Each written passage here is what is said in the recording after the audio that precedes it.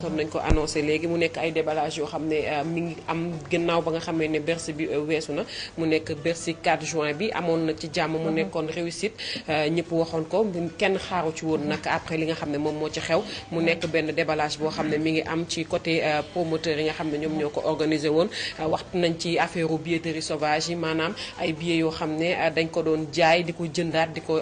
jaay ci marché noir bi wax nañ fi aussi tournage émission boo xam ne dañ ko doon def foofu tamit bu nekk tournage boo xam émission boo xam ne entrée bi payante la woon wax nañ fi tamit ci audience bi nga xam ne amoon nañ ko palais wax ci sponsor yi mu nekk wax joo xam ne moom Khadim Dia ak Tafa Dieng ñoom def nañ ko mu nekk ñi nga xam ne ñoom ñoo jiite vous et nous ak Sen Vision Art tontu nag ñëw na ci côté li nga xam ne moo nekk beneen partie bi muy ñu àndoon ak Wally mu nekk Moumi Seck nga xam ne ñoom ñoo doon gérer wàllu sponsor ak yooyu ñu dem seetaan ko ànd ak la complicité de la régie de revenir sur le plateau. Les problèmes ont commencé bien avant Bercy. Et le jour même, Wally va reproduire le 4 juin boobu noonu à Bercy. Il y a eu plus d'une heure de retard. Pourquoi? Parce que c'était fait exprès. On a dit que Wally ne va pas monter sur scène tant que Yuma, c'est Yuma la structure qui a signé avec Bercy. D'accord? Parce que c'est Yuma qui a la licence. Alors, on s'est dit qu'aujourd'hui, si Yuma ne s'engage pas à payer à Wally Seck son reliquat, il ne montera pas sur scène. Pour la bonne et simple raison que ni kundobin rey sa maam foo seen lu ñuul daw te on dit booy jëmbat da ngay jëmbat foo wóolu sooy dénk da ngay dénk ki nga wóolu. Il s'est passé des choses qu'on n'avait plus confiance aux promoteurs et là il fallait que Yuma s'engage. Et quand ils ont vu que c'était ça la solution, Yuma s'est engagé en présence des promoteurs qui ont fait le contrat qu'on vient de vous montrer et qu'ils ont signé. Et ils devaient payer le reliquat de Wally. En tout cas, Yuma était ordonné, avait reçu l'ordonnance de payer à Wally Seck le reliquat qu'on lui devait. Et quand ils se sont engagés, il est monté sur scène. Et même ce qui a été signé le jour du Bercy là, jusqu'à maintenant, à l'heure où je vous parle, ça n'a pas été respecté. Parce que Yuma n'a toujours pas payé Wally. Les milliers de Sénégalais qui ont acheté les billets, ou les milliers en tout cas d'Africains et d'Européens qui ont acheté les billets, c'était pour voir Wally. C'était lui la star. Et il ne pouvait pas aujourd'hui aller dans un hôtel où tout le monde était là-bas. Même par sécurité. Il a le droit. Et aussi, il ne va pas prendre un avion pour faire escale à je ne sais où. Alors qu'il a l'habitude de voyager avec Air France. Kenn xaaru ko woon mais le problème comme je dis du début jusqu'à la fin lenn kese la war a fay Wally xaalisam te fay ñu ko xaalisam loolu yëpp ay genre diversion la pour détourner l'attention des gens. Wally bu laajte xaalisam du dem taxaw ci presse bi naan leen fay leen ma sama xaalis Wally moo ëpp loolu moom il s'est engagé, il a respecté l'engagement. ñoom est-ce que à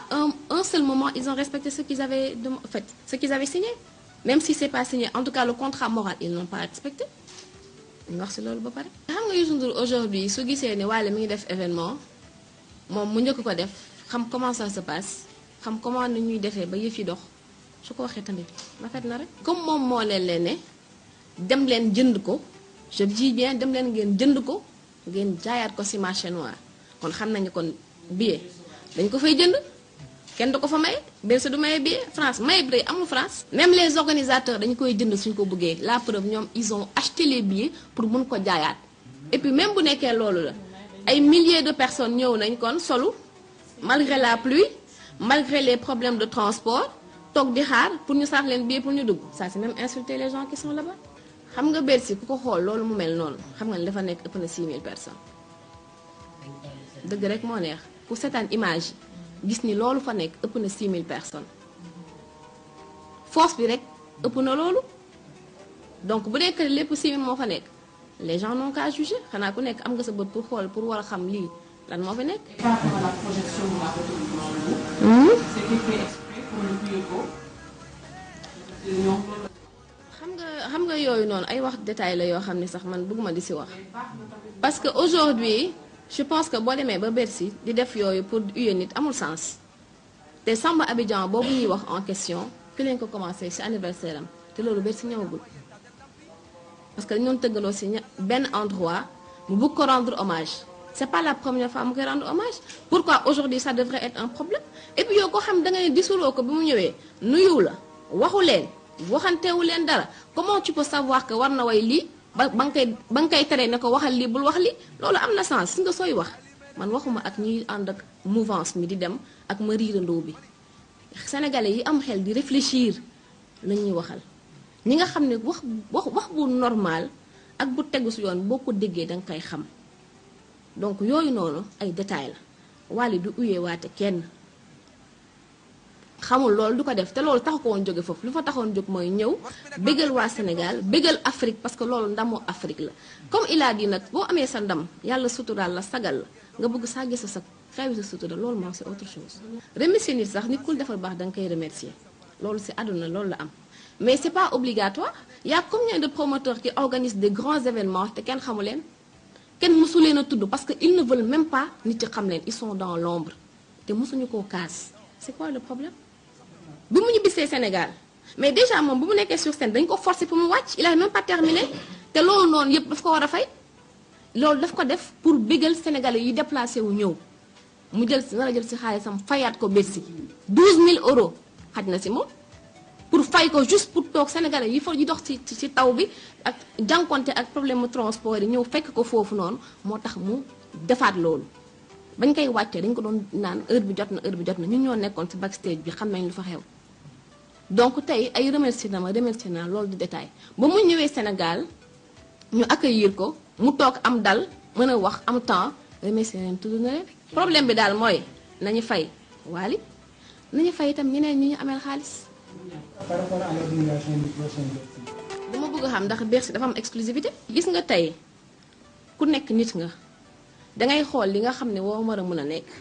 koo wóoluwul nga liggéey ak moom ak ay problème du début jusqu'à la fin ñu jóge ci loolu ay wax yeneen di am kooku doo liggéeyte ak moom ñoom mënatuñu fexe ci àdduna ba liggéeyate ak Wally xam nga loolu mënatul nekk waaye léegi nag est-ce que Bercy dafa am exclusivité ku am sa moyen am sa mun ko def bu la neexee nga dem defi ko suñ ko mënaatoon suba dañ koy defaat suba Bercy kenn moomu ko. voilà en plus li tax ñu gën a wax ci lii sax parce que le lundi c'est-à-dire le Bercy on a fait le Bercy samedi lundi l'observateur en question bind que ni Wally il a réussi son pari félicité ko ñëpp kontaan ci. Le mardi on revient pour dire que ni oui on a que 6500 xaw ma 6300 personnes. waa léegi nag xam nga loolu yëpp nag tey jii kon ça sous-entend que am na lu nekk ci biir ba ñuy wax que dañu waroon dem pour jënd ji billet yi et quand on a dit que Bougane ci jour bi la ci intervenir mais avant jour boobu xanaa loolu dañ ko effacer ci calendrier yi parce que avant jour boobu noonu pour la recherche des sponsors ñoom fii lañ toog ci bureau bi ñu waxandoo ko ba ñu waree soxla pour jëndi ticket yi c'est Alou Ndoye qui a insisté mu ñu jox ko Idi ñëw ñu jox ko 35 millions c'est mon mari en question qui lui a remis ça mu dem remettre ko Ilimane Lam et c'est selon lui si maître Moussa Mbacké la ñu yóbbu yëpp bind ko déchargé ko donc beneen jour avant loolu gis nañ leen moom ak Bougane hôtel Georges V ñu toog di waxtaan ñu foto leen ñuy wax des derniers réglages du Bercy kon xanaa boobu nag ba tey Bercy amagul woon pourquoi ñu xaar ba le 4 juin ñu doog a ne si la si doog a dugg. La Sen TV fait ràcc depuis qu'on a commencé nous c'est pas histoire d'avoir 20 euros qui nous intéresse c'est le programme qui nous intéresse et le promoteur qui est Rakhou il a loué une salle en France doo dem rek ubbi sa mbedd bi ñëw da ngay tëgg sabar il faut avoir une autorisation il faut nga dem ci salle nga produire foofu donc il a sorti son argent pour prendre en charge la salle mais pour que mu récupère de ce qu'il a mis pour prendre en charge la salle il faudrait que les gens paient c'est aussi simple que ça. Binta élément bi nekk noonu. waaw élément bi moo nekk noonu mu bëri ay questions yu bëri yoo xam ne moom ci la répondre ci bi mu mujjee wax sax mu nekk question am nekkoon le fait que ñoom waa Vous et Nous dañ ne bi ñu demee foofu ñoom dañoo bëggoon a tourner foofu émission boobu entrée payante la woon 20 euros lañu doon fay pour dugg maanaam 13 000 francs CFA te xaalis boobu noonu ci poche muum yi la waroon dugg moom moo tax mu daat ci tontu noonu xamale ne émission ràcc bi fi ñu ko doon tourner salle boobu dañ koy fay donc sabar kenn du ko tëgg ci mbedd mi donc loolu moo waroon tax boobu la entrée tamit mën a nekk payante répondre na aussi par rapport ak billetterie sauvage yi nga xam ne ñoom dañoo wax ne Youssou Ndour moo leen conseillé ne leen nañ def billetterie sauvage maanaam jël billet yi jaay leen marché noir moom mu xamal ne billet yi boo ko jëndul doo ko mën a jël ba di ko jaay ci marché noir bi te ñoom sax seen wax nañ ko ne billet yi dañ koo jënd pour mën ko dugalaat ci marché noir bi pour mën ko faa jaay ndax Bercy amul benn billet boo xam ne dañ ko fa doon maye ndax rumeur yi doon nañ jug naan ay Châtelet ak yeneen coins yi foofu noonu dañ fa doon maye ay billets te loolu ça marche pas wane ne wax na tamit par rapport ak li nga xam ne moo nekk nombre de places yi ñoom seen bopp ñu naan ay 6000 places li commencé discuter ci nombre de places yi nga xam ne moom moo fees image yi yaakaar naa ne wane na ko moom tamit apporté na réponse par rapport ak loolu noonu mu nekk tant de questions yoo xam ne wax nañ ko même projection wu image Youssou Ndour bi nga xam ne ñoom nee nañ c'était dans le but que bu ñu wanee image bi ñu yuuxu ko mu nekk Samba Abidjan bi mu fa way moom tamit apporté na ci réponse mu nekk les réponses de Moumi Seck par rapport ak déballage bi nga xam ne Vous et Nous ak Sen Vision Art def nañ ko mu nekkoon sortie boo xam ne defoon nañ ko démb mu ñu suscité beaucoup de débats ci li nga xam ne moo nekk wàllum net bi. Et quand ils se sont engagés, il est monté sur scène. Et même ce qui a été signé le jour du Bercy là, jusqu'à maintenant, à l'heure où je vous parle, ça n'a pas été respecté. Parce que Yuma n'a toujours pas payé Wally. Les milliers de Sénégalais qui ont acheté les billets, ou les milliers en tout cas d'Africains et d'Européens qui ont acheté les billets, c'était pour voir Wally. C'était lui la star. Et il ne pouvait pas aujourd'hui aller dans un hôtel où tout le monde était là-bas, même par sécurité. Il a le droit. Et aussi, il ne va pas prendre un avion pour... Donc on dit, il s'est passé des choses qu'on n'avait plus confiance aux promoteurs. Et là, il fallait que Yuma s'engage.